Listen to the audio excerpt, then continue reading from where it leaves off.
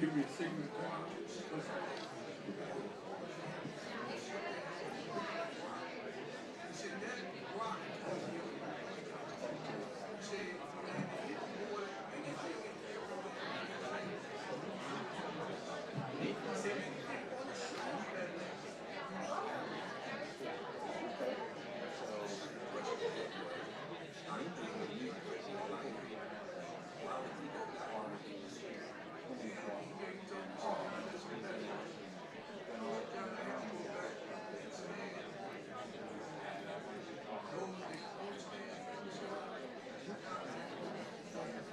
All up in these areas.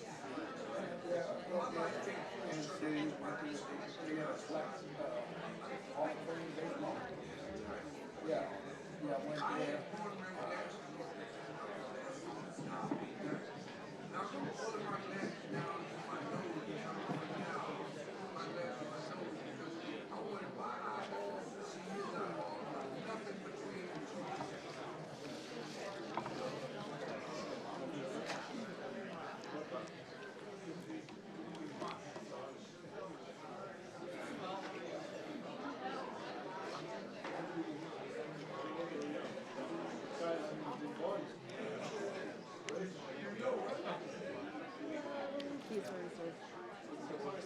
I'm not at a reserved spot.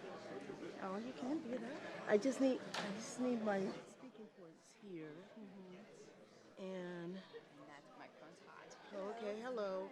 And I'll take off my. Do you have the handheld as well, or using that? Rihanna has it. The slides will use it. I'll just sit. I'll sit next to her. I remember, yeah. They're very influential. Where's the girl? She's by Marcos. You said you went to the Native American History Museum? That's the National Museum.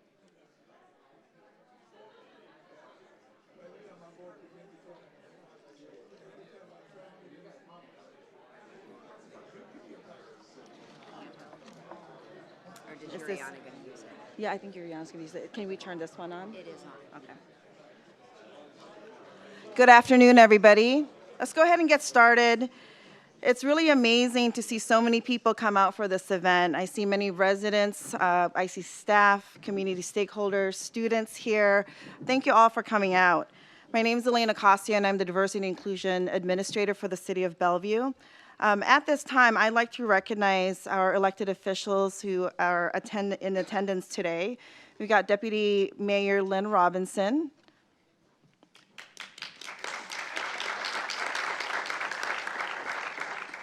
Councilmember Lee is also here.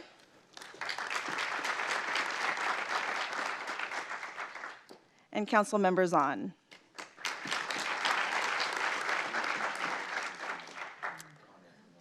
The Martin Luther King Jr. keynote has been a signature event for the City of Bellevue through the Diversity Advantage Initiative. And we've been doing this now for the past many years. It's special to Bellevue because we get this unique opportunity with a captive audience to learn, to think, and to challenge our collective history, or maybe the history as we thought we knew it. And hopefully, after a talk or an experience and continued conversations, we may arrive with a shared purpose. We've been blessed to bring in speakers to this event in the likes of Dr. Terrence Roberts, a member of the Little Rock Nine, who was a group of African-American students who desegregated a formerly all-white school. Dr. Robin DiAngelo was a renowned author and trainer on race and why white fragility often shows up in conversations about race and racism, was also a past speaker. And last year, we had a panel of African-American community leaders who spoke about their experiences in the past and present, both outside of Bellevue and here in the city of Bellevue. The arc of these keynotes is embodied in Dr. King's vision of a beloved community that is rooted in justice. Dr. King said, "True peace is not merely an absence of tension, it is the presence of justice." He also said that those who love peace must learn to organize as effectively as those who love war. To Dr. King, peacemaking and nonviolence were not aimless, and they were not for making feel-good quotes. They were deliberate, relevant, and focused. Today's keynote was chosen because before and after that iconic moment in the Olympic Stadium, he was a seeker and doer of justice, and not just on a national level, but also that in a global scale. I'd like to give the floor to Helena Stevens, our initiatives manager from Parks and Community Service at this time.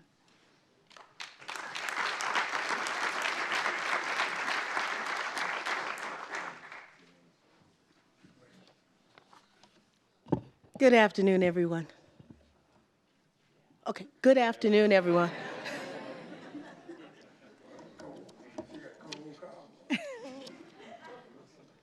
About 3 years ago, I first met our opening speaker when I saw a small hand reaching over the walls of my cubicle in search of my candy bowl. At the time, she was having a hard time reaching the top shelf, so I decided to help her out. After that, we had regular after-school candy breaks where we talked about sports and candy and her life. And now, what a life she has already led. Our opening speaker today is the poet, Portia Polo.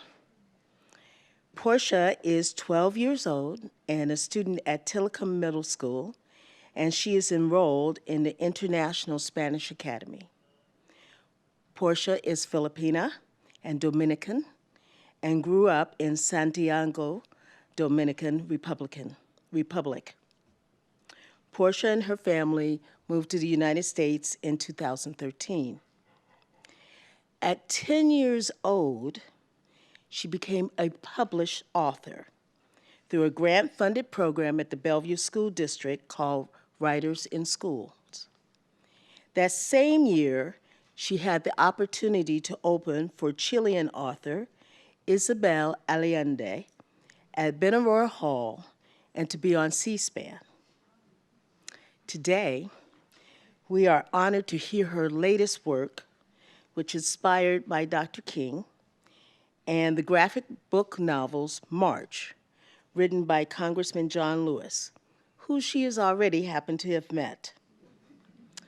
Besides being brilliant and a sports lover, Portia has a sly, wicked sense of humor, and she has a determination in her eyes that says, "Life is mine, and I am fearless."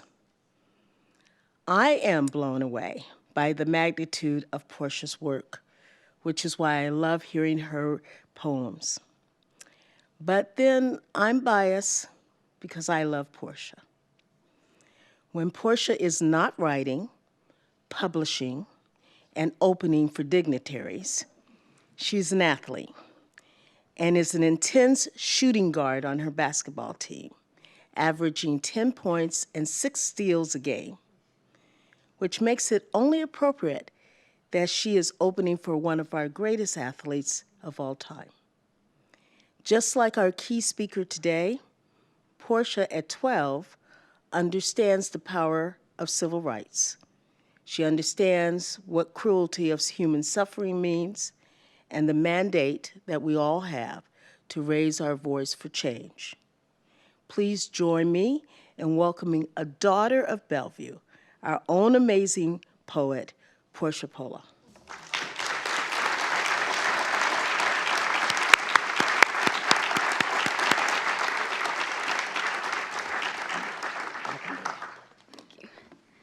Okay. I am the dream of my forefathers. I am the dream of my forefathers. My home was taken from me. My words were used against me. My freedom was buried beneath me. I am the dream of my forefathers. Their hopes, tears, and blood were not shed in vain. Quite the opposite. Their blood continues to run through me. I am the dream of my forefathers. I hold hands with their spirits through marches. They sit with me through sit-ins and civil disobedience for equality. I am the dream of my forefathers. The bombings of churches and the burning of homes will never be forgotten. Even through riots and angry mobs, I will stand with my ancestors. I am the dream of my forefathers. Mi existencia es mi resistencia. No longer am I a hope for the future. I am the present. This is my home. My words and my voice are powerful. Freedom will stand with me, all because I was the dream of my forefathers.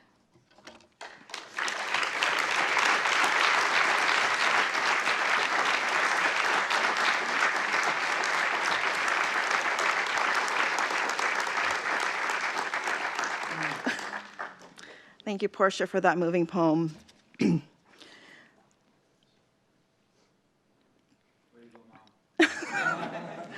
Portia is also my daughter. Before we move to the next segment, I'd like to take the opportunity to thank the King County Library System and Friends of Library for co-sponsoring this event with Bellevue. Outside, we have KCLS issuing library cards so that you can check out the books and resource at the resource table just right outside of the council chambers. Additionally, I'd like to recognize the city's diversity team, Yuriana Garcia-Tejas, who is our new Diversity Outreach and Engagement Administrator, is somewhere running around. Make sure you get a chance to say hello to her. And then I also do not see him, so my team is not here. Blaine Amson? Oh, there's Blaine. Sorry about that. Blaine Amson is our Title VI ADA administrator for the city. This work also could not have happened without the village, that is the MLK subcommittee team, and that is comprised of Angela Ferguson, Micah Phillips, Julie Ellenhorn, Miriam Sarwari, Heather Wong, and Helena Stevens. If you are here and you've got friends who were unable to attend, we are also live streaming this event on Bellevue TV's YouTube channel. I'd also like to draw your attention, actually I don't know if we pass this around, during Dr. Carlos's speech today, if you have any questions, we'll have floaters on the sides. Oh, there's Micah modeling. We'll have floaters on the sides with comment cards and question cards. If we'll be able to, time permitting, be able to field a couple of questions after his keynote. And then if we don't have that opportunity, we'll collect the questions and make sure that we get those answered. At this time, I'd like to call up Deputy Mayor Lynn Robinson to share a few remarks and also to introduce our keynote.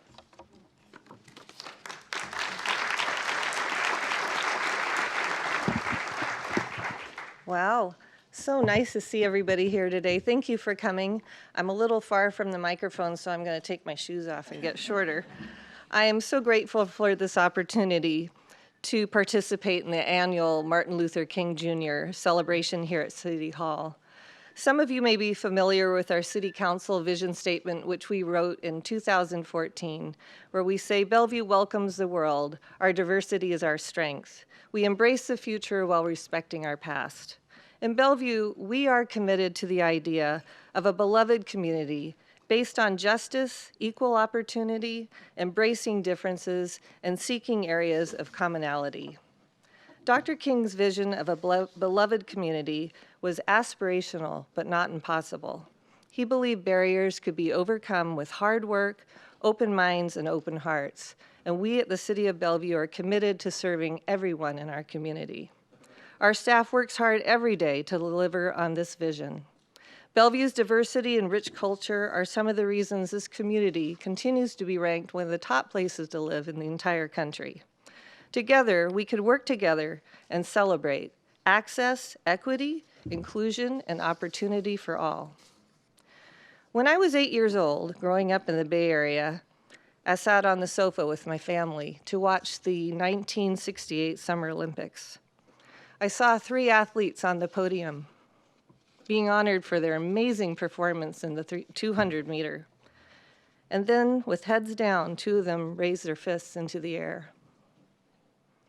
I asked my mom what that meant, and it started a conversation. One of these athletes was John Carlos, and he had the courage to make a statement on an international stage that sparked conversations around the world in people's living rooms. A conversation that had begun years before, but was cut short earlier by the tragic assassination of Dr. Martin Luther King Jr. John Carlson reignited that conversation, and it's a conversation that continues today. Now, you may think that it was enough to win an Olympic gold medal and to have the courage to make an indelible statement internationally. But John Carlos ran even faster in the following years. He became an organizer of the 1984 Olympics. He played professional football. He coached high school track. He was inducted into the United States Track Field Hall of Fame. And he also wrote a book. Dr. John Carlos is with us here today. He is smart, he is athletic, and he is a catalyst whose moment at the Olympics forever changed the world. It is truly my honor to welcome Dr. John Carlos to the stage.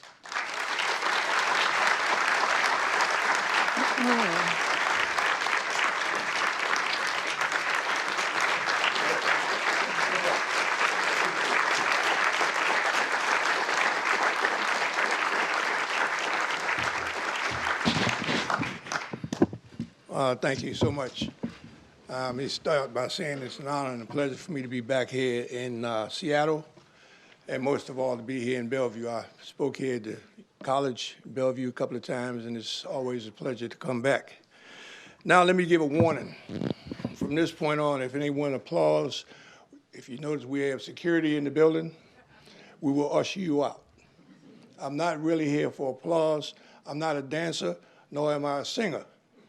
So that's who you applaud for. I'm here to make a connection, to try and reach maybe one person in the audience. All right? So now we have that, now we can go. And I get beat up with my wife here, and I tell people that, but I tell her, I say, baby, I can only ride on my plane. I can't do what you want. I got to do what I need to do. So let me start by saying, first of all, this job as a civil activist, I might say I was born into this job. I didn't go out seeking anything. And the reason I say I feel like I was born into it because before I was born, my mother had problems with me in her womb, carrying me. She had to go to the doctor 3 different times because the doctor said this baby is so active, we have to do this procedure because the baby's moving around. They had to take my mother and move me around in my mother's womb. By the time my mother would hit the train, I'm back on the move again. So she went through this process 2 times, and the 3rd time when it happened, the doctor told my mother, said, it looks like this baby has a mind of its own, and we better just leave it alone. Well, when I came into the world, I came in with a telltale sign like it should have been a wake-up call for my mom, my dad, my brothers. I came in feet first. Big 13s came. So that should have been an indication that I'm gonna probably be using these feet for something. As I began to use my feet and run through Harlem, I was born and raised in Harlem, New York, June 5th, 1945, and I was wide-eyed. I used to look around as I see this audience here, it's multicultural. Well, that's the way Harlem was for me as a youngster. When I came up, we had everyone there. Irish, Puerto Ricans, Jews, Jamaicans, everybody was on the block. And then one day I went to sleep, woke up, and I saw people on the other side of Lenox Avenue loading up trucks and panel station wagons. They were just packing up. And I couldn't understand, well, what are they packing for? And I said to Pop, Father, I said, Pop, why are they packing? Where are they going? He said, well, son, look like they're moving out. Why? He said, well, I don't know, son, but I would surmise that they're moving out because they don't like the fact that the domesticated workers, which were us, were their next door neighbors now. So we got to get away. Well, that struck me as being odd. Why would you want to get away because I'm your next door neighbor? It started to make me start to look around and see various things and see where I was included and then see where I was excluded. Like, for instance, as a youngster, I came through and I had a situation one time where I came home for lunch, me and my buddy, and we was going back after lunch. My father pulled me on the side and he said, Johnny, you're not going back. We're gonna have to do something else. And I told my buddy, I said, we're going back, man. I'm not going back this afternoon. And he took off. And about 30 minutes later, there was a fire. Smoke billowing out of the window. And my father said, son, go call the fire department. And I went and I pulled the fire alarm. Firemen came. They was up in there and they chopped all the furniture up threw all the furniture out on Lenox Avenue, and then in the back they had like 5 apartments in the back. They threw it all out in the alley.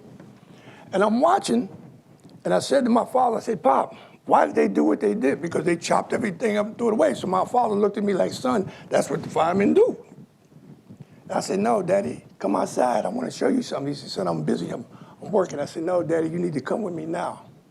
And went outside, and I looked at my father. I said, Daddy, show me something burnt. He said, what do you mean? I said, look, I don't see any furniture burnt. I don't see anything burnt. He said, wait a minute. He went in the backyard, in the alley. He looked. He didn't see anything burnt.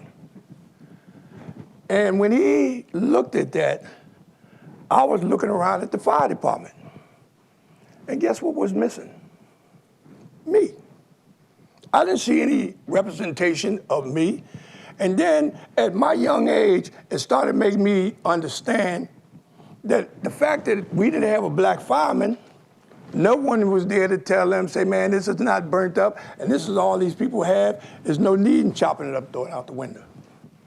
If you're not in the room, there's no concern about you. So that was one little nugget I put in my box, and I'm moving on. I looked, I didn't see too many black police in Harlem.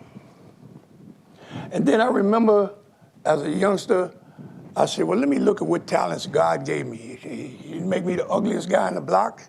Made me fairly nice looking, the girls liked me. But I needed to find out what my niche was, as opposed to them giving me something. I wanted to see what I can give back. So I started looking at what talents did I have. I realized that I was a good swimmer. I was the best Harlem bathtub swimmer there was. So I heard on the radio, and mind you, those for you youngsters, back at that time, the radio was my television. And I heard them talk on the radio about this woman going to swim the English Channel. Hey, Pop, what's the English Channel? I didn't know what the English Channel was or where it was, but I knew what swimming was. But Daddy, does she get a trophy? Does she get a world record? Do they give her an article in the paper? She get money? He said, son, she's swimming the English Channel. She can probably get a little bit of everything. He said, well, I'm going to go back and I'm going to do some research. And he looked back at me. He said, son, remember, I swim just like a rock, straight to the bottom. I don't know too much about swimming, but I'm going to find out. And I said, well, hold on, Daddy. I got a couple more questions. First question was, Daddy, does she swim with a knife in her mouth? Why? Why would you ask that? Well, Daddy, isn't there sharks in the water? And what happens, Daddy, when she has to go to the bathroom? What does she do then? I'm seriously going to swim the English Channel, in my mind. So as he goes away to find these things out, look up, they talking about the Olympic Games. Daddy, what's the Olympic Games? He says, son, that's when all the countries come together and bring their best athletes, strong of mind and strong of body, to see who's the best. I said, well, Daddy, they ever had swimming in the Olympics? He said, sure. They ever had a black swimmer to represent America? No. Well, great, Daddy, because I'm going to be the first black to represent America. Okay, son. But he didn't know at that particular time how determined I was once I made up my mind that I'm going to do something. I'm training every day in my bathtub for a year and a half. And one day my father called me to the side and he said, son, we need to talk. And then when your dad calls you and tells you need to talk, and he has a certain look in his eye, and you know it's hurting him to talk to you about this. And he's back there, my dad was a shoemaker, so he's back behind the petition, and he's working on the shoes, and he's talking to me. He says, son, I know you want to go to the Olympics as a swimmer. It's never going to happen. And I'm pushed back from the petition. What are you talking about, Daddy? I'm the best swimmer in New York. He says, son, it's not about you being the best swimmer in New York. I said, well, what's the problem? And then he said to me, he said, son, when you went up to High Bridge Pool, and that was the white area, when you went up to High Bridge Pool, you and your buddies, and you jumped in the water, what happened? Well, just a matter of seconds before I see flashes of white parents calling their sons, Bobby, Billy, Judy, hurry up, get out the water. We saw them doing it every time we went up to the pool. But we didn't mind because we figured they're getting out, there's more room for us to play. Then I said to my father, I said, well, That's in the pool, Daddy. He said to me, he said, well, where would you train? He said, you can't go to the Harlem River because you lose your friends there every summer. You can't go to the ocean, it's too rough. You can't go to the public pool because everybody's trying to cool off. Right then, I'm thinking, we're going to join a club. He said, oh, you can't join a club either. Well, Daddy, why can't we join a club? We can't afford it? Oh, no, son, we can afford it. Oh, Daddy, why can't we go? Why can't I join? And he put his hand out, and he did like that. That first time I saw that, I thought he was rubbing a bug bite or something. He told me, he said, no, son, you can't go merely because of the color of your skin. Now I'm really starting to take a look at what is this skin problem. Wasn't no black firemen. There's only 2 black police in Harlem, one in the police department. And now you telling me that I'm black and I can't swim in the Olympic Games. Something is wrong, Daddy. He looked at me, he said to me, he said, son, are you gonna quit? I said, no, Daddy, I'll find another way.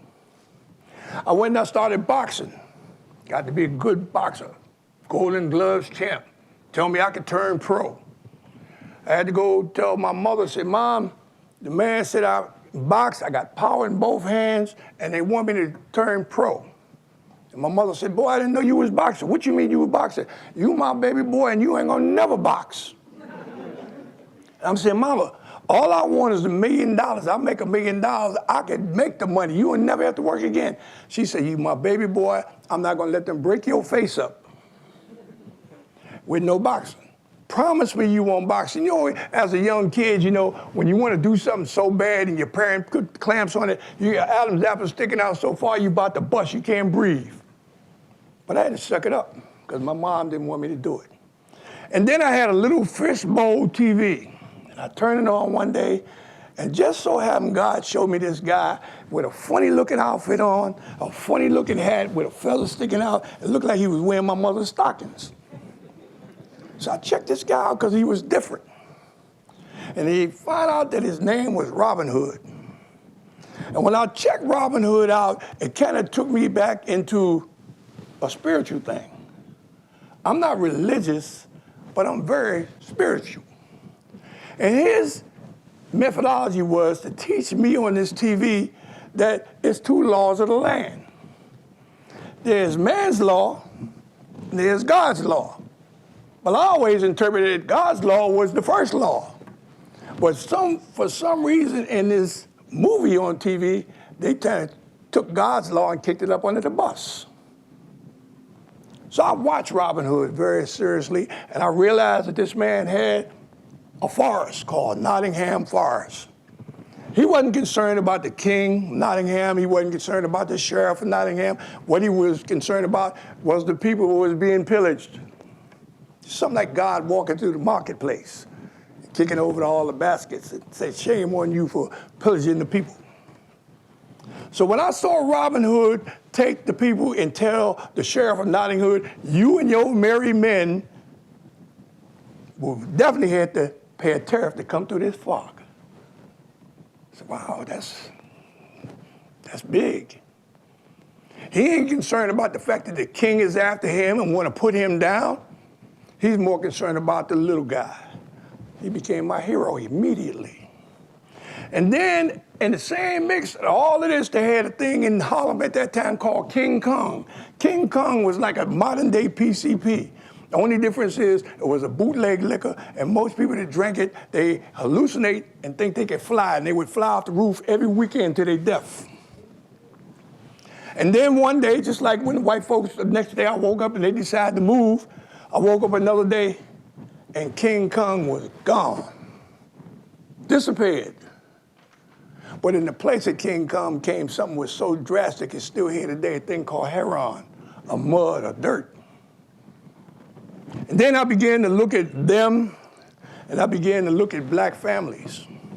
A lot of us didn't have no money, but we did have love of family. So then I began to go upstairs on the roof when they started putting this heron in Harlem.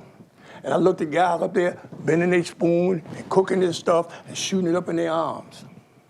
And I would go and ask him, say, man, why are you shooting this stuff?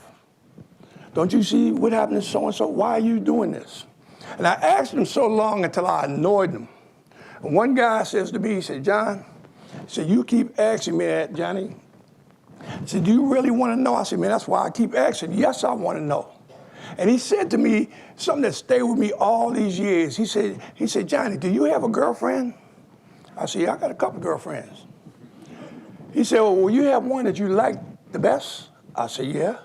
He said, I had a girlfriend just like that too. He said, she was so pretty, it took me 6 months to get the courage to just go up and say hello. He said, but when I passed that barrier, I found out that she was looking at me as much as I was looking at her. So I asked her to be my girlfriend.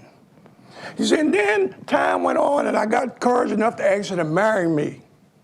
He said, when she said yes, automatically in my brain, I'm saying I'm gonna be the best father, I'm gonna be the best husband, I'm gonna be the best breadwinner ever. I said to him, I said, yeah, man, well, why are you using these drugs? He said, I'm getting to that. He said, you know, I used to get up every day and go brush my teeth, wash my face, brush my hair, and get ready. He said, you know, and one day I got up and I thought about what had happened to me the day before. I said, what happened the day before? He said, you know, I got up one day and I was feeling pretty good. And my daughter came to me and my daughter said, Daddy, you know, my birthday is next week. You promised me last month that you was gonna buy me that dress for my birthday. For a girl to have a dress back in the 50s was a big deal. Yes, baby, I'm gonna buy you that dress. Oh, I'm so happy, Daddy. And he walks down the hall and he puts his hand in his pocket. He don't have nothing but holes in his pocket. Before he could digest that, his son coming from school and tells him, say, Daddy, my PE teacher told me if I don't get some tennis shoes, if I don't get some Converse sneakers, I'm gonna fail PE. Now it's infringing upon his kid's education. And then the wife comes and tells him, say, hey, baby, you know, tomorrow's our anniversary. 15 years we've been married. What are we gonna do? And he can't buy her a rose. So now, reflecting back on the guy in the mirror, he looks up in the mirror for the first time and he sees himself and he says, I don't like that guy. And I said to him, I said, man, how could you not like yourself? He said, well, let me tell you.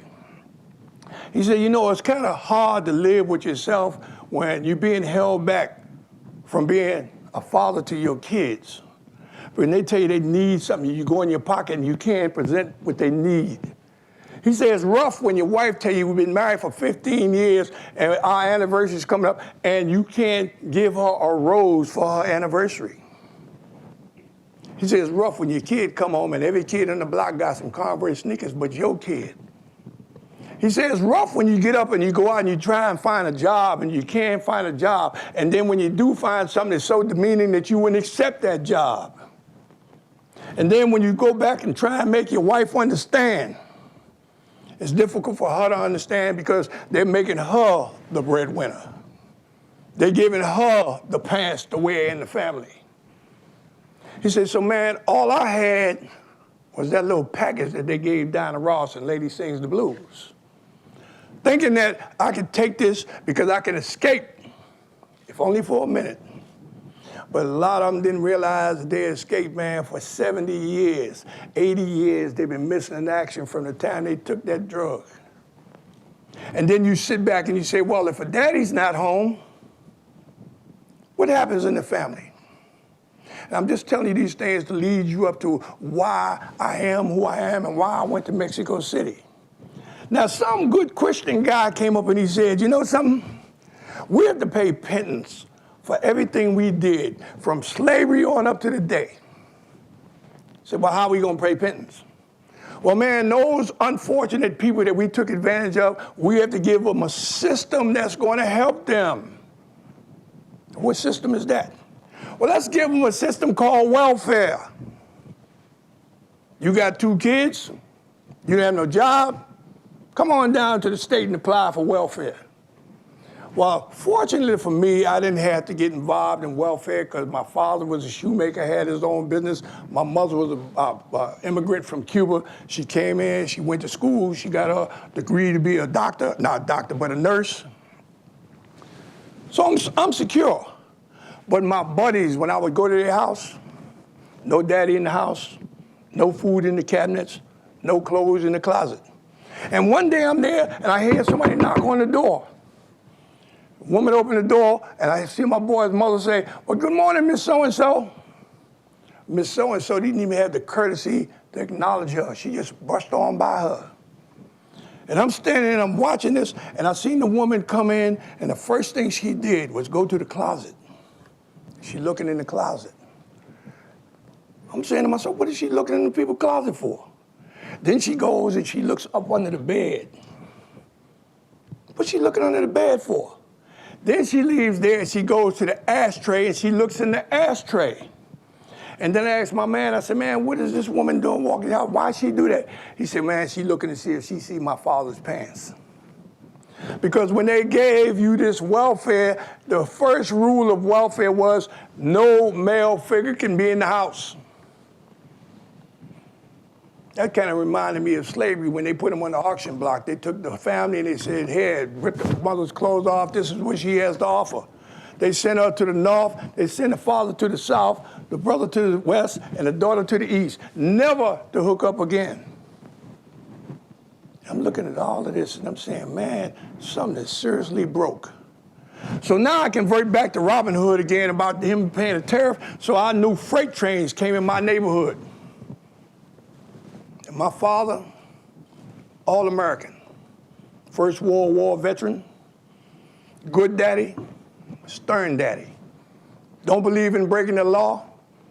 And I know I was getting ready to break man's law, but I was more concerned about God's law.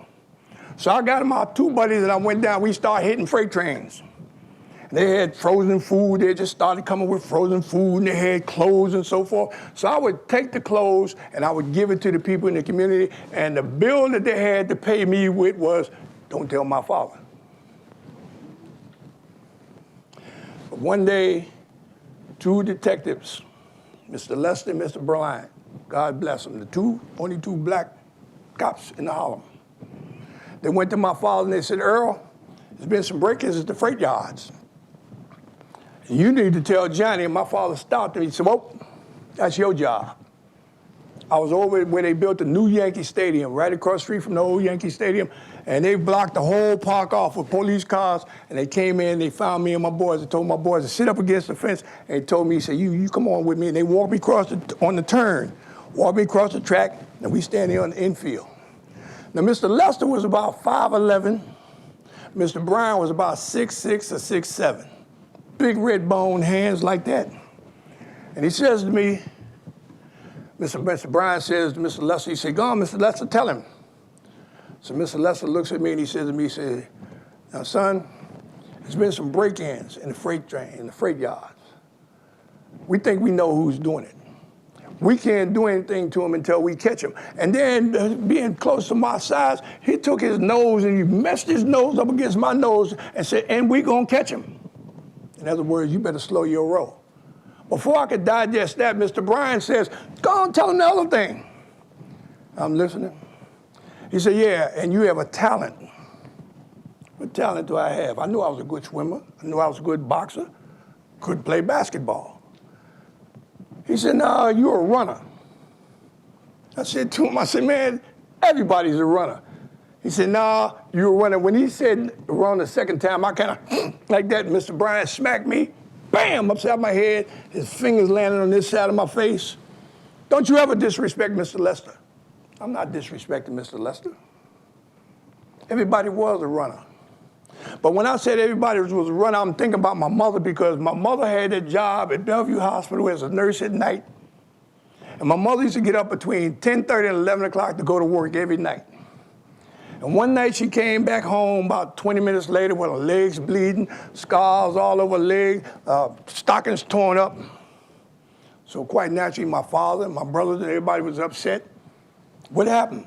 Well, some kid grabbed my purse, and that was the fad at that time. Kids didn't have no job, they go snatch a woman's purse and run. Well, we gonna find this guy.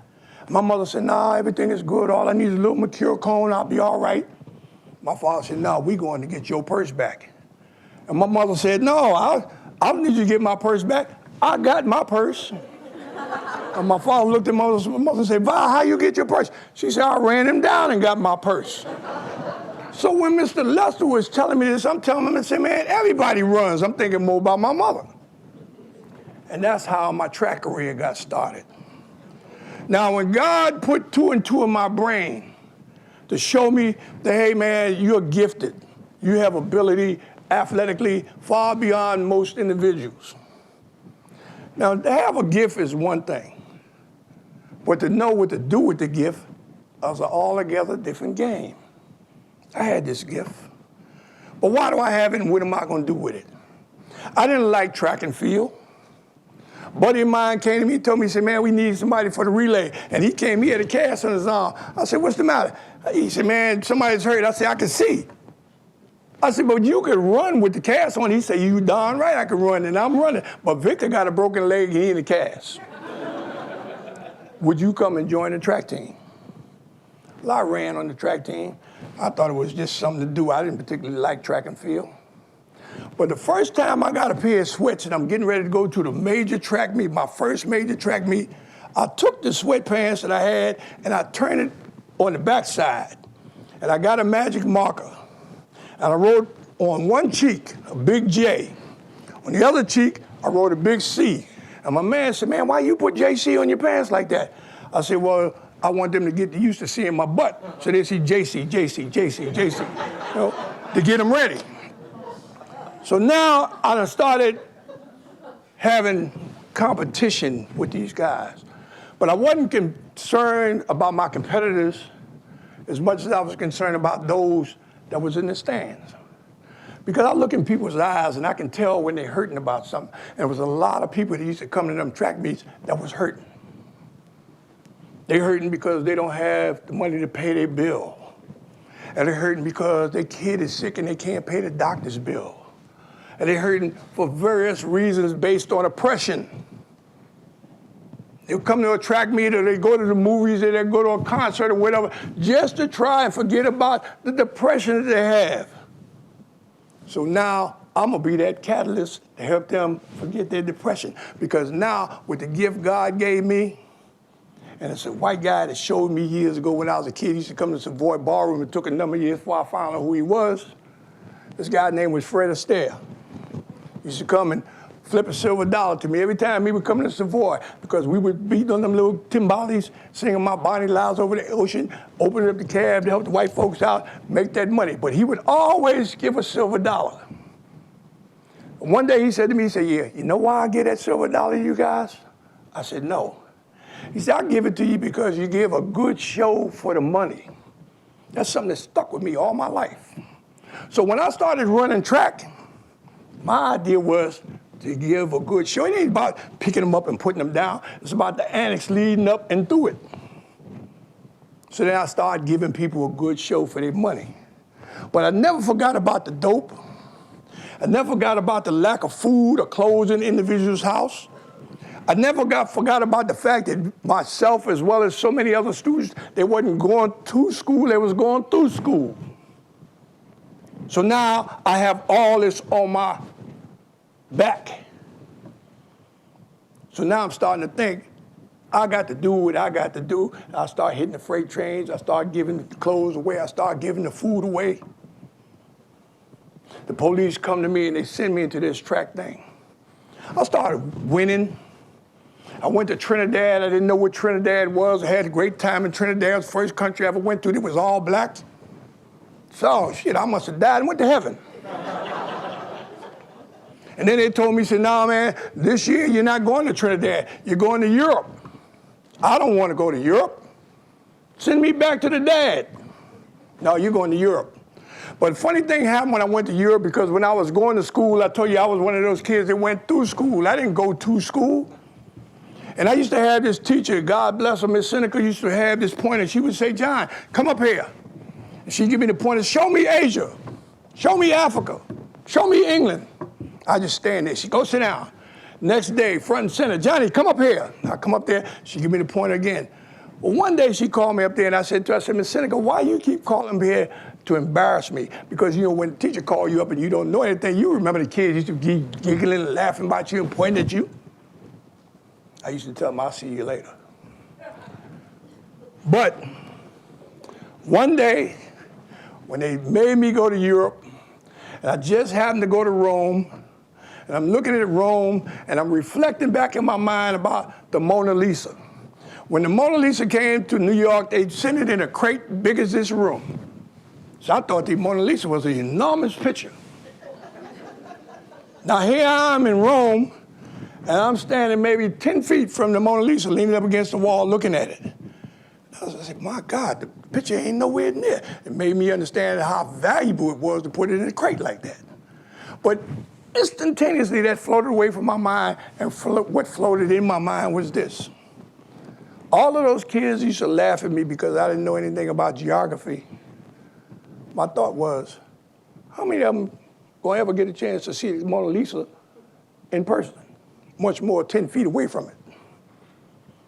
That's another gift that God gave me, to realize where I was in the moment.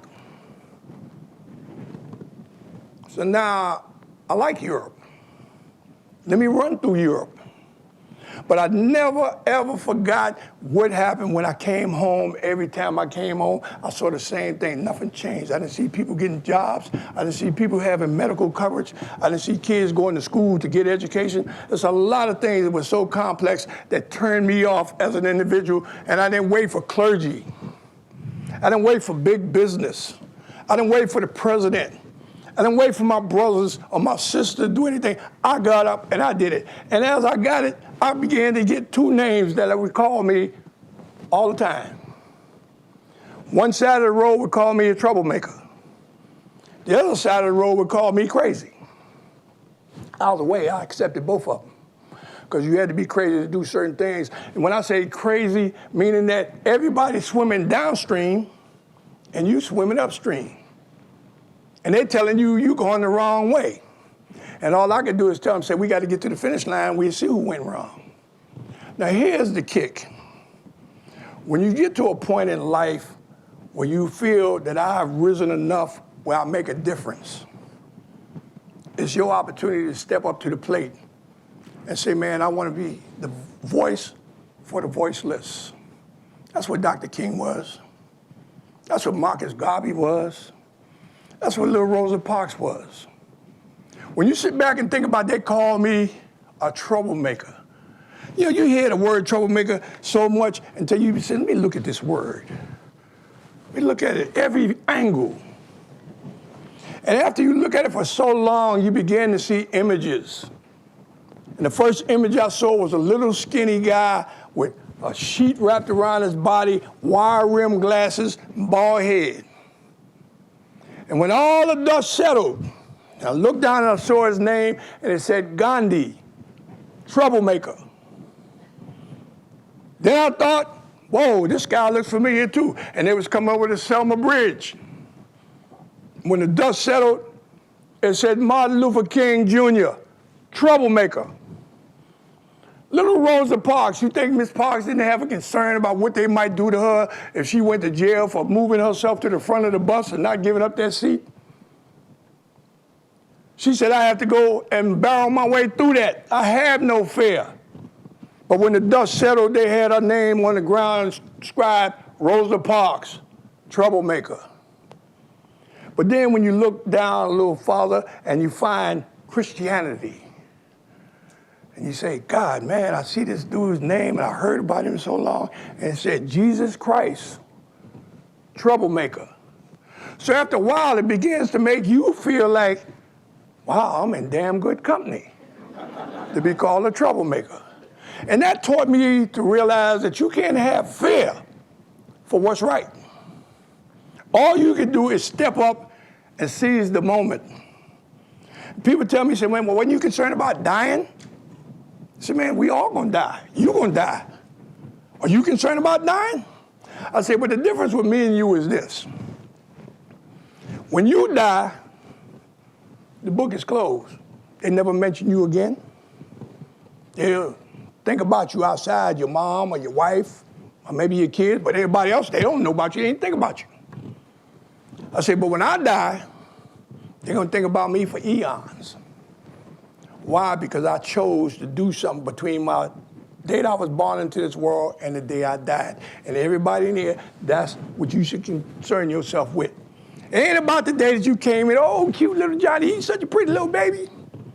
Oh, Johnny, he died a terrible death.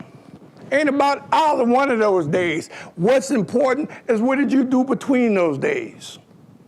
Somebody told me, he said, well, John, aren't you concerned about what people think? Man, I'm only concerned whoever the creator is. I don't know who he is, but I know he is. I'm concerned about what he think about me. I'm concerned about what my mother, when she was dying last year, what she thought about me. And people are going to look at you the same way. Because remember, what I did wasn't no big deal. That demonstration wasn't no big deal. What it was a choice. And everybody in here has choices. When I said I was going to boycott the Olympic Games, oh, you can't boycott the games. So what are you telling me? You trying to take my choice away? No, I have a choice. I choose maybe not to go to the games. Not because I don't like America. I love America. But it appears America don't love me. So maybe if I back up a little bit and say I'm not going to go to the games, maybe America say, well, who was that guy? Let's find out who he is, because he didn't show up at the games and we needed his points. Think about people of color if they chose to boycott the First World War. You think America would be as great as we are? Or the Korean War, or the Second World War, or the Vietnam War? I don't think so. And then to have to go through the First World War and have discussions with my father about how it was then and how it was such the segregated war, and you only had 2 white officers that was there to lead the black troops. I said, well, Daddy, y'all couldn't lead yourselves? He said, apparently they didn't think we were smart enough. And I used to always ask my father, say, Pop, how you get that bullet hole in your jaw? When I was a little kid, I used to go take my finger and put my finger in it. He used to always tell me, he said, son, I'll tell you about that one day. Well, he didn't tell me until I come back from the Olympic Games. And he in the hospital in New York, the Veterans Hospital, getting ready to die. And I said to him, I said, Pop, you gonna tell me about that hole in your jaw? He said, well, I guess now it's better than any time. He said, help me up. And he was laying in the bed. I said, Dad, help you up for what? Just tell me. No, help me up. I had to help him out the bed. And he had a gurney on, and he reaching for the gurney to pull back to show me his butt. And I'm, what are you doing, Daddy? What you doing? He said, son, I can't tell you about this hole until I tell you about this hole. He had a bullet hole in his butt. I never knew that. I said to him, I said, what happened, Daddy? And he said to me, he said, son, I've been telling you all the time that the war was segregated. He said to me, he said, we used to go take bridges, we used to take hills, barbed wire, plenty of snow, crazy times. He said the white officer would always tell us, take this bridge or take this hill, and we would go. He said, but this particular day, I chose to challenge the officer and ask him, why is it that you always telling us to go face death, but you never go with us? And the officer took offense to what my father said. Friction. So all the guys in the platoon told him, said, Earl, just come on, let's just go do the job. And he said, okay. And they crawling through the mud, and the enemy's coming at him, they shooting over his head, the whole 9 yards. He said, but he gets a bullet from behind. That white officer shot him in the butt. And when he turned around, just as he recognized that it was that white officer that shot him, then the enemy shoots him in the jaw. Boom. So the bullet lands on his tongue. He said, that was a hard pill to swallow, to think that you got shot by your own people because you chose to question as to why we're not going as a group.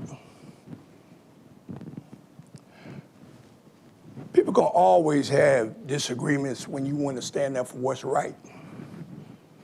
The only time we don't have any disagreements amongst the races, when God sends you something to shock you, like the guy in the White House.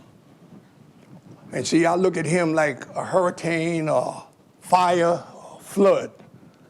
where everybody put all their, I'm nonpartisan. Now, let's come together. Let's be one. Help me save my house from this flood. Help me get these sandbags. Help me get the water to stop this fire. Help me after this tornado. Let's come together. Let's be unified. Let's be one in the crisis of God. But once everything is resolved, the issues are straight, then we go back to our bias and our prejudices. Oh, let's stand off. Remember I told you about they wouldn't let me in the pool? When we got in the pool, they would get out. Black people right now can go to the airport and sit at the airport, and the airport can be jam-packed. I could be sitting here, and over here, this seat is vacant. I've seen it happen 1,000 times. It don't matter whether I got a suit on or whether I got my jeans on. But they would come in, they'd be tired. I could see in their eyes they're tired. And ain't no seat there but that seat next to me. And when I say next to me, I'm talking about me in terms of color, because it happened to a lot of black people. They would prefer to stand up. They'll stay at that seat, but then they'll walk around and see if they can find another seat somewhere. They'll come back when it ain't no seat, and they'll stare at it again. And then they go stand up against a beam for fear that I might rub off on them, or I might pull out my little Uzi and rob them right there while they're sitting next to me. You know what that is? It's ignorance. That's what racism is about, ignorance. And until we wake up as a society and realize we have to start teaching one another. We like that dog chasing his tail. We wasting a lot of energy, but we ain't covering no ground. So I said, what can I do to make sense to this world, to make people think? And I got blessed by God and was called into a meeting, and God knows I didn't know where I was going. I got a call, said, John, it's a meeting taking place. We'd like you to come. Well, this meeting was by Dr. Martin Luther King, but I had no idea. All I knew was SCLC, and at that time, I didn't even know what SCLC meant. But they tell me to come down to the Americana Hotel in New York, and I go to the hotel, and I go up to this room. First, I go to the desk, and I say, hey, I'm looking for SCLC.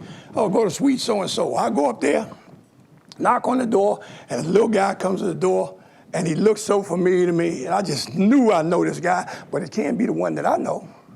But it is him. No, it ain't him. But I know it's him. But it can't be him. That's what's running through my brain. Because this guy that I saw, I thought he was about 6'4", and I found out that he was 4'6". Kind of made me think that they was shooting him laying on their back. And this guy was the good Dr. Andrew Young. Very cordial, very nice, invited me in, offered me soda, juice, water, milk, pie, sandwich, whatever. And I'm sitting there and I'm watching luminaries walk by that I saw on TV with my parents. And I'm saying, man, I don't belong here. And you can get to the point where you're so worried about being there that you start showing a little shakiness.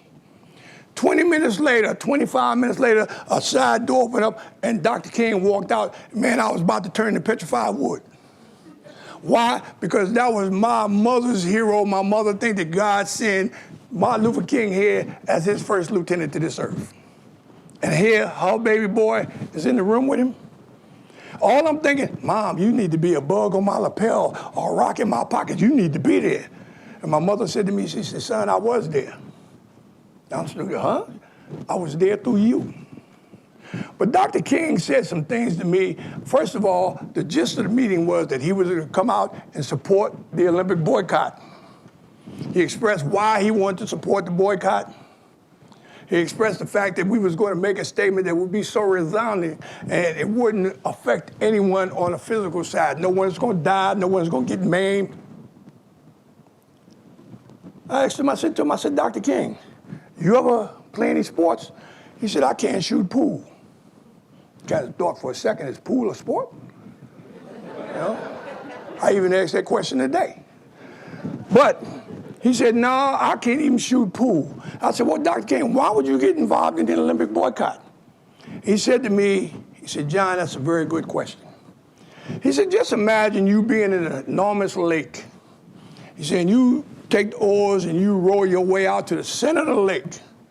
He said, and then you bring the oars in, you sit them down. As you sit the oars down, you pick up a rock and you put it in your lap, and you just sit there until everything is still, serene.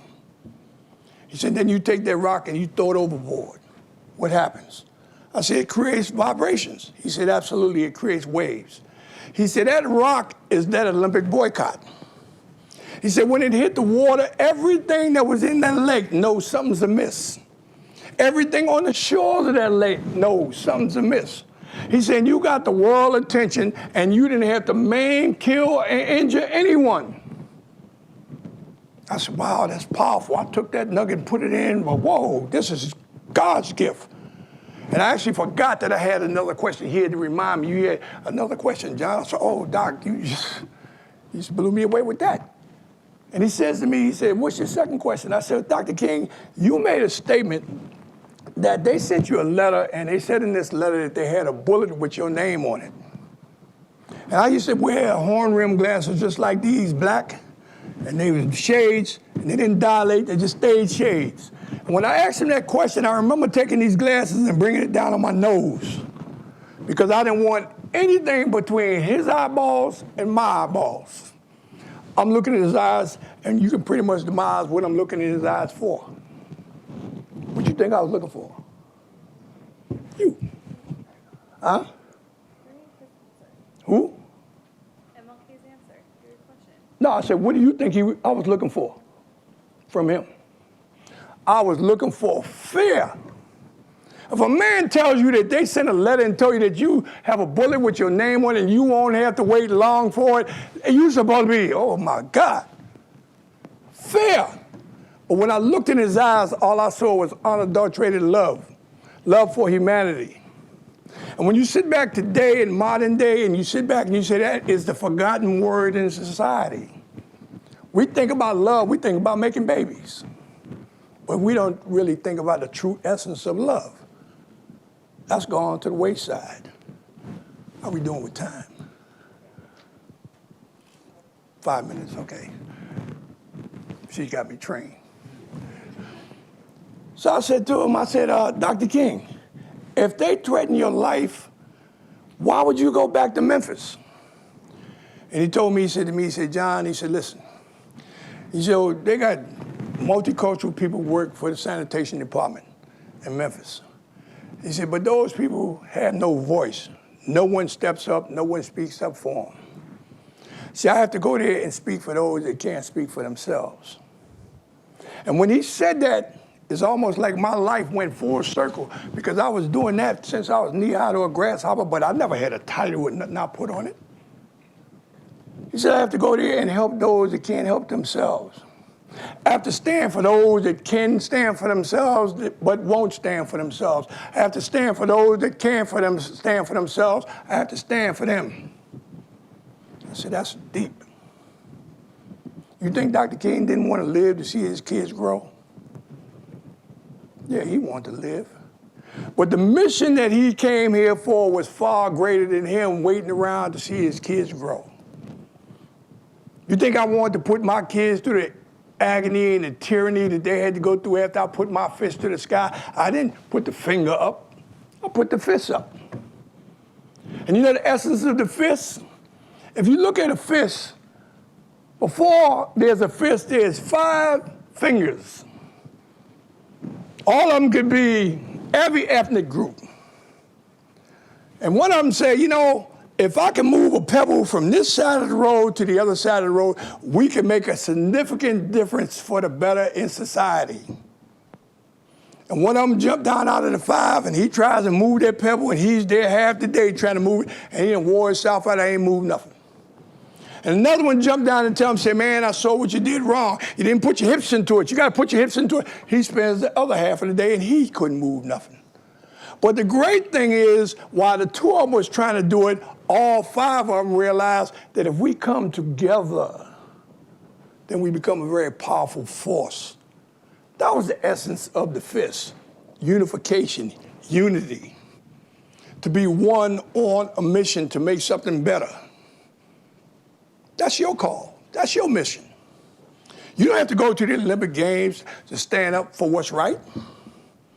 You can do it from right here in Bellevue, right here in the capacity in which you work, working for the city. If someone is going off the rail, doing something wrong that you know is hurting people, it's your responsibility to get a hold of that person. You don't have to throw no rocks at him. You don't have to beat him up with no stick. But all you can do is sit him down and put your mind on his mind to make him feel what he's doing and make him feel the pain for those individuals that's receiving what he's doing. You can't turn your head to it and say, it's not my job, it's not my responsibility. It's all of our responsibilities. Because as I stated, when your first child is born into this world, your life is secondary. You ain't living for you no more. You living for your kid to make sure that your kid gonna have a better opportunity than your parents had and a better opportunity than you had. If you think it's not that way, look outside and see how many parents right now that even think about that and look and see where their kids are today. And that's across the board. That's black kids, that's white kids, that's Asian kids. All kids is out there running like that pack of dogs after the earthquake. All different breeds of dogs, but they don't care what kind of dog you are as long as your dog come on and hang out. We protecting one another. We running wild through the streets. Well, when they use drugs to dismantle the families, when they use lack of education to dismantle the families, when they use lack of employment to dismantle the family, this is the end result, is what we see in society. Don't try and be your kid's friend, be your kid's parent, and let them grow into be your friend as they become young adults. That's the problem when most of us want to appease our kids. We want to be their friend. Being your friend allows them to wear their pants sagging, showing the crack of their butt. I would never allow anybody to come up to my mother showing their ass like that. That's your style, man, that's fine. Keep your style away from my door. But we as parents have to step up and let the kids know, I'm the mother. I'm the father. And when I smile, I'm gonna smile because you did something to make me smile. Right now, I'm not trying to be your buddy. I'm trying to be the one to make you focus in school. I'm trying to be the one to make you treat women with respect. That's your jobs. That's all a part of us trying to turn this world around and make it cohesive for all of us. That's why I went on the victory stand and said, let me be the spectacle. Let me raise my fist to the sky. I knew they was gonna come after me because I've seen Marcus Garvey, I've seen Paul Robeson, I've seen all of those, Nat Turner, I've seen all of them, Harriet Tubman, I've seen them all make the same statements that I'm making. And the boogeyman came after every one of us.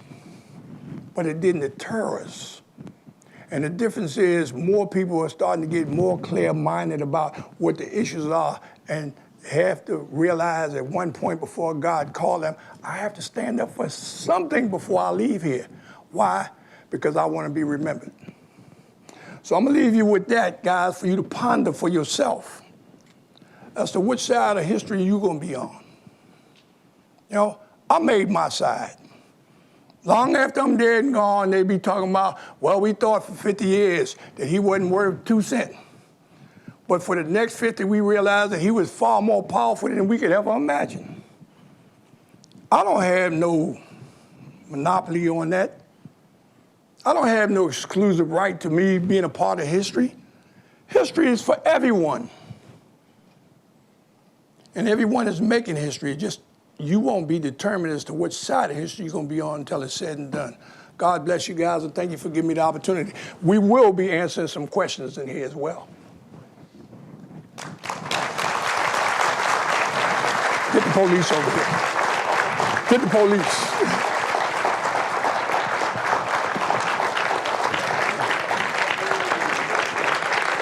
Why y'all doing that? Security, security. Do we have security in the house?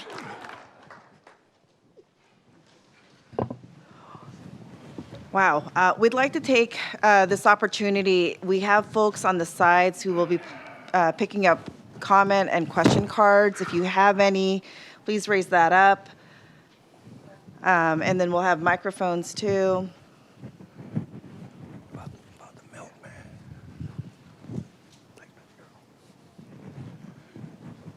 No questions, so we can go home. We do, oh.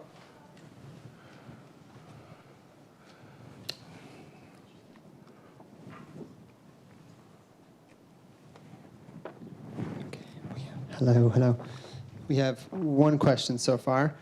What are your thoughts on recent racial equity-related protest movements? What are the similarities and differences you see to the movements that you grew up with or were a part of? Well, you know, man, in the base of it, man, is good versus evil. That's, you know, I can say that just as simple. Anyone that stood up for equality and justice, those individuals, the boogeyman came to shut them down. So it didn't start in 1968. It didn't start when Martin Luther King started his move in 1963. It started a long time ago with Nat Turner. Started a long time ago when Harriet Tubman had to sit down and think, how can I save my people?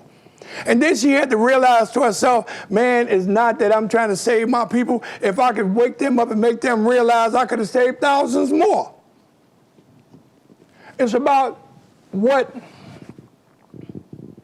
you consider yourself to be. Other people else can consider themselves based on what they see come from you.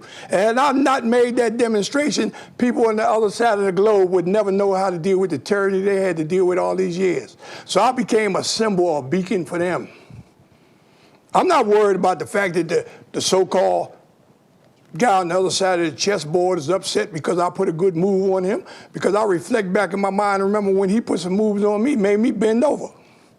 Because this life that we live is a game. It's a game as much as football or basketball or baseball or checkers.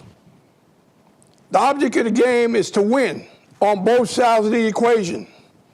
But when you sit back and you think about it, those that went for football and basketball, they chose to try and make the team. They tried and get in the game.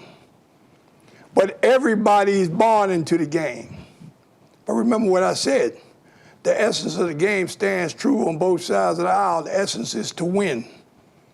So if I got to go deal with the boogeyman to try and make things right, it's only because I want to be a winner. I'm not going to let nobody get in the way to tell me that I don't have the opportunity to use education to make me a better person to go where I'm trying to go in life. I don't have nobody to step in my way to tell me that I don't belong in this neighborhood.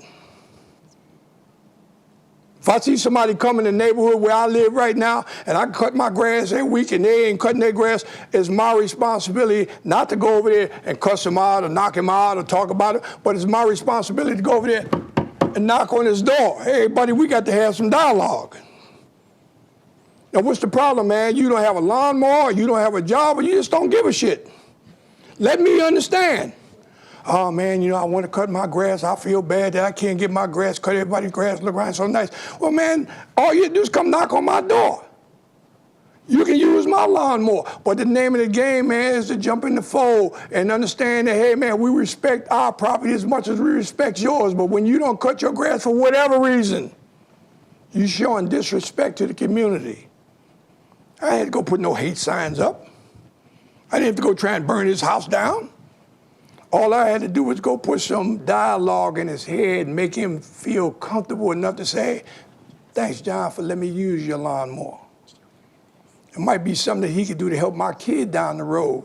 And he'll remember what I did by letting him cut his grass with my lawnmower. He said, man, you know, I work out at University of Bellevue. Your kid trying to get into school? Maybe I could help you. That's just based on exchange. And that's what life has to be about, exchange. We can't go into this separatist attitude and think that we're going to win anything in life. Okay?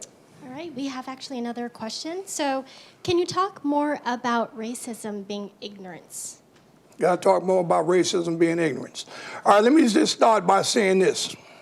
No child is born a racist. No child is born a racist. Okay? You're ignorant to the fact, when I'm a little kid, I'm out there playing, I don't give a shit what color you are. I don't care if you're fat, whether you're skinny, whether you're tall or short, good looking or ugly. All I want to play is play with you. Until somebody come and tell me, say, Johnny, that kid is Jewish. Don't play with him. Or Johnny, that girl is Asian. Don't play with her. Why not, Daddy? They nice people. We have fun together. If you play with them, son, I'm gonna whip your butt. That's an ignorant dad right there that's telling his kid that. But he didn't intimidate the kid so much until now it's woven into the kid to be biased and prejudiced. And as he grows, he began to realize what the tag is that he have on him. Because people now start to say, man, you racist. But I didn't know I was racist, man. I'm just doing what they taught me as a little kid. So it's about educating oneself to make them understand, man, I shouldn't have fear of his culture. What I should have is understanding of his culture. Because most of us don't know about someone else's culture. Let me give you, for example. I was a youngster, and I'd gone to Europe. Now, I know about hygiene and the whole 9 yards. And I heard about a woman, when they clean their insides, they say they're taking a douche. And I went to Europe, and I had this girl, I was talking to her, and she said, well, I'll talk to you later. I got to go take a douche. And I thought, whoa, baby, that's a little forward. You talking about you got to go take a douche. But in essence, what the girl was telling me, she's going to take a shower. External. But I don't know about her culture, so I don't know. I just think she's a foul woman. You understand? So it's a matter of having knowledge and bring ignorance and bury it. Because I do certain things don't mean someone on the other side of town will do the same thing I do. If you don't understand something about me, it's your responsibility to come and say, man, how you do that? Why you do that? How can I do that? But if you don't, you just wallowing in ignorance. Remember what I said. There ain't no child born with hate in them. Someone implies that hate. I remember a little girl when I was teaching in Palm Springs, and a little girl came in my class, and she told me, she said, Mr. Collins, you're the only teacher in here that I understand and understand me, and I love you.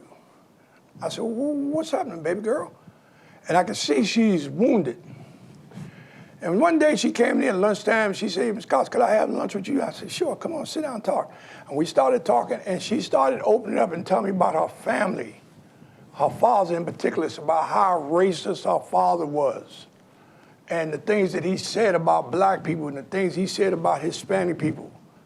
And all the blacks and Hispanics were her friends. And she tried to make sense to her father, and her father smacked her down.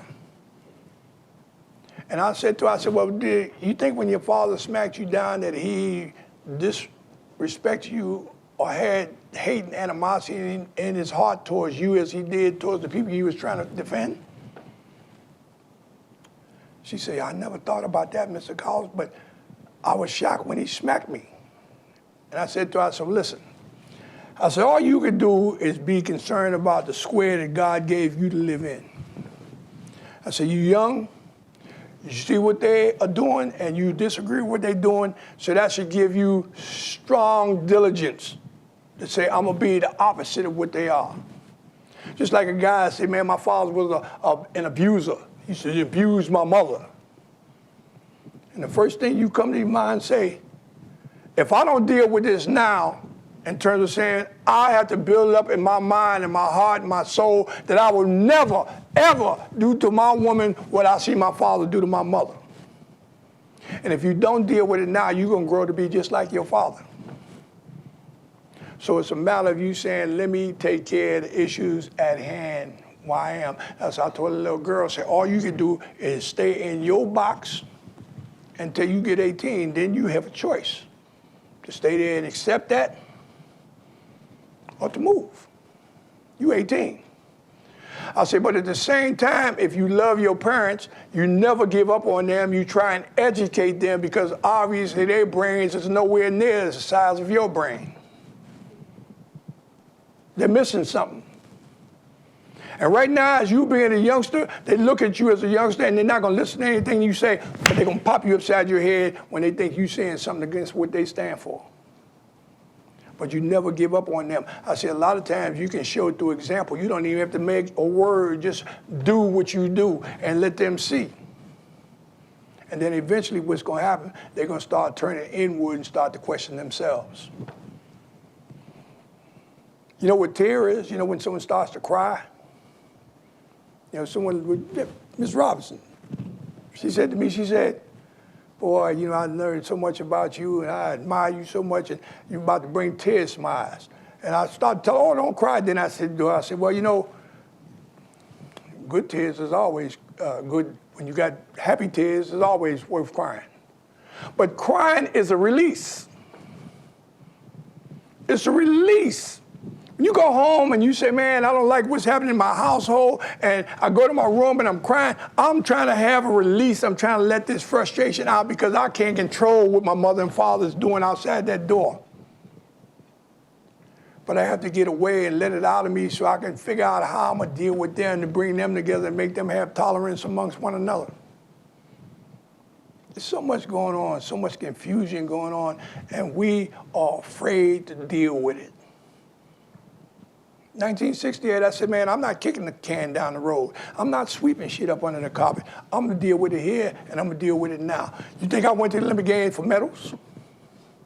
The average guy, they were, oh, man, all my life I want to be an Olympian. And to mind you, let me talk a little bit about the Olympics, okay? Just a little. When we talked about the boycott, it was just a nucleus of maybe 5, 6 guys. And we said, man, we want to do something because we saw certain instances that was taking place in San Jose itself. And then when we looked up at what was happening, we realized it wasn't just San Jose, it was global. So now it wasn't about black people here, it was about people in the world in general. So then we came up with the program called Olympic Project for Human Rights. Because we was concerned about humanity. Now, we sit back and we told guys, look, man, we are going to propose an Olympic boycott. Imagine everybody in this auditorium right here from the time you was 10 years old and you heard about the Olympic Games and you said, man, for the next 25 years, all I wanted to do was be an Olympian. You got it in your mind, when you go out and you're training, it's in the back of your mind, I'm going to be this Olympian. And then here comes John Carlos, step up and say, oh, stop. We want you to boycott with the Olympic Project for Human Rights. That's a heavy decision for anybody, especially when you've been training all your life to say, I want to go to the Olympic Games, and hear this character come up talking about, man, forget that, boycott. I didn't have the right, nor did Harry Edwards or Tommy Smith or Lee Evans or anyone have the right to tell those individuals that, hey, man, you must boycott. But what it did make us do, it made us go back and research everything. Why? Because we had to learn ourselves in order to teach them. So when they decide to make a decision, they will know for a fact both sides of the issue. We tried to educate the public as much as we could, but the media came in, they changed this and changed that and had the people thinking that we were talking about burning America down, which was so far from the truth. But when it came time for the boycott, they had reservations. I heard people say, man, I promised my church I was going to bring a medal home. Man, my kids is counting on me. My mother and father, man, they so proud that I'm going to make the Olympic team. And other guys just said outright, man, are you crazy? I got to go to the Olympic Games. So when the dust settled, we didn't have the right to say, man, you guys are crazy and we're going to boycott anyway. So let's take a vote. They voted, and they voted to go to the games. We was happy. That's what you want to do? Fine. My brain said, I'm going to stay home. But the great kahuna up there, he says, hey, man, think about this. And he ran it through my brain. He said, Johnny, You can stay home. But America is the best country in the world in track and field. Someone from America is going to qualify for that team and get in your spot. The question is, when they get on the victory stand, will they represent you the way you feel you need to be represented? From that point on, then I said, okay, Johnny, now you know your mission, get busy. And I started training to the max. Blew the world record out the water. And when I blew the world record out the water, you think I had that world record? You think I ever got credit for the world record? No, they penalized me, not because of my running abilities or my athletic abilities. They penalized me based on my political views. I broke the world record. The world record was 20.3. I ran 19.70, 50 years ago. But they told me the shoes did the running, it wasn't you. So I said, hey, man, I just want you to understand, Mr. America, any record that I set is for you. I can't take that record and hang it around my neck and go to the grocery store and say I need a bag of groceries to feed my kid. I just broke the record for America. It don't work like that. So I said, guys, all we wanted you guys to do is make a decision. Y'all want to go, you can go. But when I got to the games, I was still disenchanted. And I knew that I was going to make some statement, and then I went to Mrs. Smith and said, Tommy, I said, man, I'm disenchanted about the fact that the games, well, the boycott was called off, and I want to make a statement. What's your take on that? And he said he was with me. When he said he was with me, the first thing ran through my mind was, you can have a gold medal, because I didn't go for medals. As long as I won medals in high school, I used to give them to the girls. You can't trick me with no medal. So I said to him, all right, cool. Now what are we going to bring to the table? He said, I got gloves. I had beads. He said, I got a black scarf. I had a black shirt. We were all wearing black socks. We took the Puma shoe out there because Puma shoe would feed poor people. They didn't have to go up to the Puma people and say, well, I'm going to be a star next year. Oh, well, come back when you be a star. We don't get nothing. That's what Adidas were telling us. So I went to work for Puma when I was a high school kid, when my wife was getting ready to have a baby my senior year. I lost my job, and I thought, my God, how am I going to feed my kid? I don't have a job. I went to the Puma people, and they gave me a job. So the loyalty that they showed me, I felt it was apropos for me to show the loyalty for them for that moment.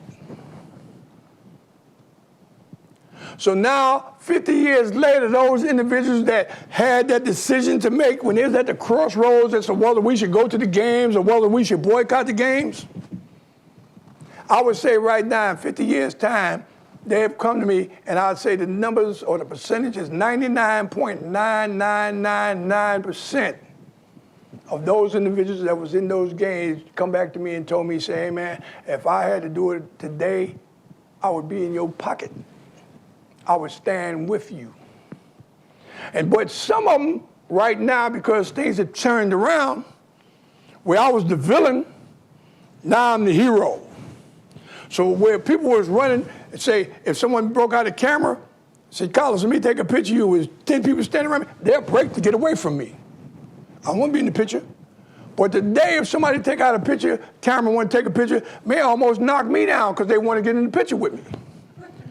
And I tell them, I say, man, let me just say something to you, man.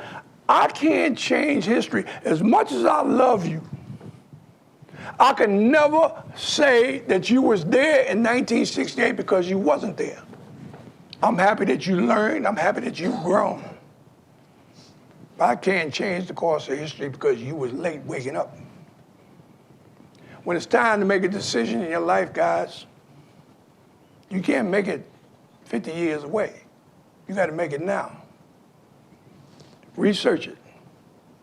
When you find it, be man enough, be woman enough to stand up to it. People might not appreciate you. They might not show love for you. But I guarantee you in time, they will appreciate you and begin to adore you. Okay? We done? Great.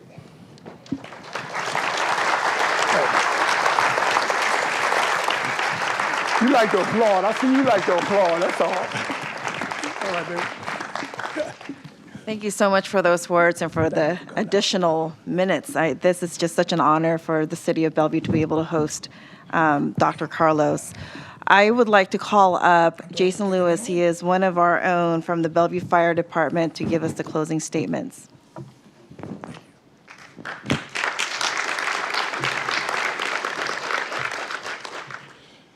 Let's see if I can angle this. Well, it's a huge honor to be here, and obviously, it actually kind of breaks my heart, that story about the firefighters, because obviously it's near and dear to my heart being a firefighter and caring for this community, and to think that that's how it used to be is obviously pretty disheartening. But I can't say that to be here is extremely special. I have a granny who's 96. She grew up in Mississippi, picking cotton and the whole bit, and has lived this incredibly long road of the evolution of how we grow to know each other, love each other, respect, and encourage each other. As I often think, we're in this long process of walking each other home, of trying to find a way to value and better come to know the humanity in each of us.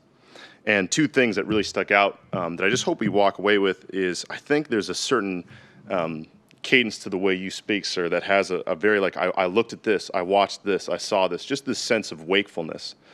This idea that we pay attention to the life we're leading, to the lives we've watched and witnessed, to the people that are near to us, and the burdens that we're all bearing in different ways.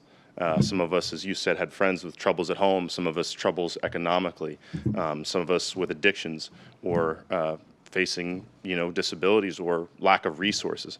And that it's not only just the wakefulness of it, but it's the deep and sincere empathy and compassion for those disadvantages and for those individuals without those resources, and how we seek to ultimately provide them and to communicate a sense of value to those individuals, that I think is something that you speak with such grace. And I think the second thing, and probably far more difficult, is I think the same thing that King understood, and Gandhi, and Jesus of Nazareth, as you said, which is this ability to transcend the sense of one's own wellness. This idea that our life and my well-being is the paramount aim. And the second that you realize that, in fact, my life exists in some sincere measure, and obviously the highest form is of sacrifice of your own life for the betterment and for the well-being of your fellow mankind, I think that's when we see huge and massive revolutions occur. And maybe we don't all have to go so far as to do that, but like he said, that where we are uniquely in our own time and place, find a spot where we're capable of sacrificing, where we're capable of making our life not about our own well-being, but in turn about another's who may be in one far more difficult. And the last thing I'll say, it's just crazy. 1968 is a crazy year historically. Martin Luther King's assassinated in 1968 as well. And his best speech, and oftentimes I think we think it's, well, I'm going to tell you my opinion. Everybody thinks I Have a Dream's the best speech, and it's good. It's really good. But I actually think the Mountaintop, I Have Been to the Mountaintop's the best speech. Tragically, he is assassinated a day later. But he says something in it which has stuck with me for the duration of my life. And he says what you said, that he would have loved to have seen his kids. He said, I would love to have lived a long life, and longevity has its place. But it doesn't really matter now, because I've been to the mountaintop. And I think in that, you feel this forecasting, this idea that there is a time coming and a wave coming, or like you said, there's a side of history that is slowly rolling over these decaying and old and archaic views and hardened hearts, and it's moving to a world of love and compassion and understanding and brotherhood. And I think if we can take a moment to look at King not only as somebody who is this great revolutionary and is this great thinker and speaker, but also as someone who quite simply, I think, would sit in a room and look at a person and see deep and overwhelming value, regardless of who you were and regardless of where you're from, and want for you what I think we would all want at our most sincere level for the people we love. And I don't think that's a super complex thing to embody. I just think it's a hard thing to embody regularly, and especially when it's inconvenient, and especially when it costs you something. And And so I think as we listen to the life of Dr. Carlos, we find that not only is it a work of great effort and great will, but it has always been a work of sacrifice and a slow and a diligent trudge toward justice and toward truth and toward love. And I thank you for your time, and I especially thank you, Dr. Carlos, and those who gave me an opportunity to speak.